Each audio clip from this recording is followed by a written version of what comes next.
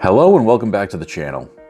Today I'm going to take a quick look at the new wave of Super Powers action figures from McFarlane Toys.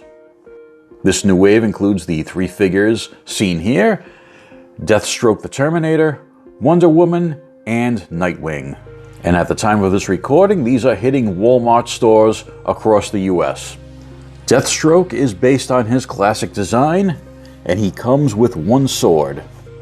On the back of the card, the cross-sell shows all the figures that have been released so far. And I covered the first wave of figures and the two vehicles in a previous video.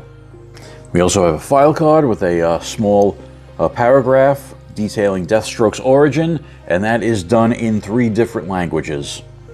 And for some reason, they've put a sticker on the back of this card. For what purpose, I don't know. But if you wanted to cut out that file card, you'd have to get the sticker off there first. In a previous video, I did a detailed history of Deathstroke when I looked at the Mego version of this figure. So I will link to that video, as well as my previous Super Powers review, at the end of this video. Here is Wonder Woman, and the example I have has a bend in the top of the card. There were only 2 Wonder Womans on the peg when I found these, and both had pretty severe bends in the top of the card. But I plan on opening her, so no big deal. We can see there's a bit of a disconnect between the artwork and the figure itself. On the artwork, she's wearing the Greek-inspired skirt on her uniform, where the figure itself has the classic star-spangled shorts. Other than that, the rest of the costume seems to be a pretty good match for what's on the artwork. But if you can see here, she is also wearing a cape. For some reason, a cape is not normally something Wonder Woman wears into battle. She mostly wears it for ceremonial reasons. So the inclusion of the cape is fine, but unfortunately, McFarlane did not include a golden lasso. The golden lasso is to Wonder Woman what the shield is to Captain America, or the hammer is to Thor. So not including a lasso accessory with this figure is a glaring omission. They should have left out the cape and included the lasso instead. Same deal on the back of the card with the cross-sell, the trilingual bio card, and the sticker on the back. This Wonder Woman is actually the first classic comic book inspired Wonder Woman figure that McFarlane has done. Todd has done some alternate versions of Wonder Woman from some modern comic events, as well as a movie-inspired version based on the Gal Gadot Wonder Woman. But still no classic comic book Wonder Woman in the 7-inch scale, which has flustered many DC multiverse collectors. Nightwing, aka Dick Grayson, the original Robin. Dick Grayson took on the Nightwing identity back in Tales of the Teen Titans number 44 in 1984. That was his transition from being Batman's sidekick into a full-fledged hero of his own, as he had been leader of the Teen Titans for many years. This is a more modern interpretation of the Nightwing costume. The original costume, as designed by George Perez, looked very 80s with the pop collar, the brighter colors, and the feather motif on the costume. So in modern times, the Nightwing costume has been simplified and the colors have been more muted. He does come with 2 accessories: his battle batons, which are called eskrima. They are used in Filipino martial arts, but Nightwing's batons have been modified with bat technology like tasers. And again, back of the card back, same thing, and still that annoying sticker. I don't know why that's there. If they have a UPC, why do they need this? Dick Grayson was not the first DC character to use the Nightwing name. In fact, the name dates back to stories from Superman's mythology. In stories created in 1963, a powerless Superman and Jimmy Olsen were trapped in the bottled city of Kandor. While there, they took on the Batman and Robin-like identities of Nightwing and Flamebird. The Nightwing and Flamebird team has seen various iterations over the years, with the latest Kryptonian Nightwing being Chris Kent, the adopted son of Clark Kent and Lois Lane, who was actually the biological son of General Zod. So to this day, Dick Grayson shares the Nightwing name with characters from Superman's lore. I'm not going to have much to say in the way of reviews.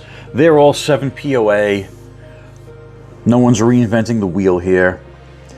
The Deathstroke figure comes with that sword. The hand was very rigid and the sword is very soft. So I had to pry his hand open a little bit to get him to grip the sword. That's not coming out anytime soon. The tassels on his mask are pointed outward. These do not move as far as I can tell. So it's always going to look like his mask tassels are waving in the breeze. Good colors on this figure. Like I said in my review of the Mego figure, not sure how well bright blue and orange fits a ninja type assassin, but there you go. I had no issue fitting Nightwing's batons in his hands. Again, these are flexible. Very clean paint applications on the blue on his black uniform.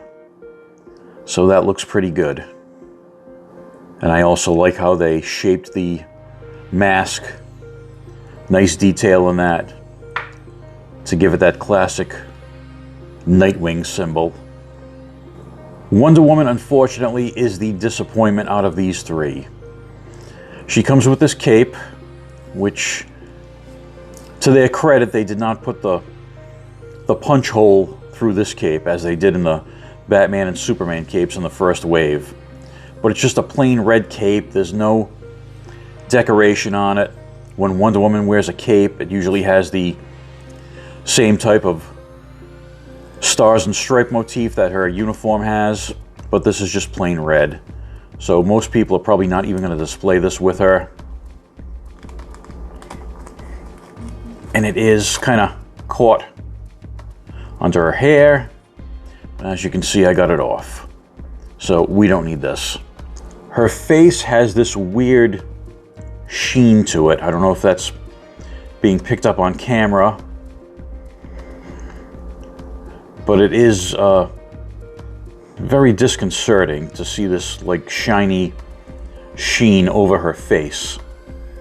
The rest of the body isn't like that, just the flesh tone on the face for some reason. Like I said, no lasso, but that's something that's going to be pretty easy to source. There's plenty of options at craft stores you could use to make a lasso. I know Bill over at Weird Fantastic Toy Adventures has a solution that he's going to share with me, so I'm not too concerned about getting a lasso. The other thing I was disappointed about is the height of the Wonder Woman figure. Wonder Woman is an Amazon. She should be as tall, if not a bit taller, than the male characters, but this Wonder Woman is a bit shorter than Deathstroke and Nightwing. So McFarlane's first attempt at a classic comic book Wonder Woman is a bit of a disappointment. And here we have the entire McFarlane Super Powers lineup so far, minus the Batman Who Laughs, aka the S&M Batman. That's a stupid character that no one wants. Not a bad effort so far, but obviously improvements can be made here and there. I'm not sure what the future of this line is going to be. The first wave of figures and vehicles was heavily stocked, and those are now starting to hit clearance at Walmart. So I'm not sure if sales are where they need to be to continue this line.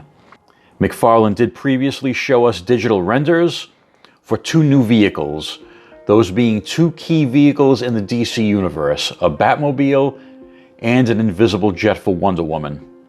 I know vehicles were something that collectors were really excited about for this line because you can use those new vehicles with the classic Kenner figures.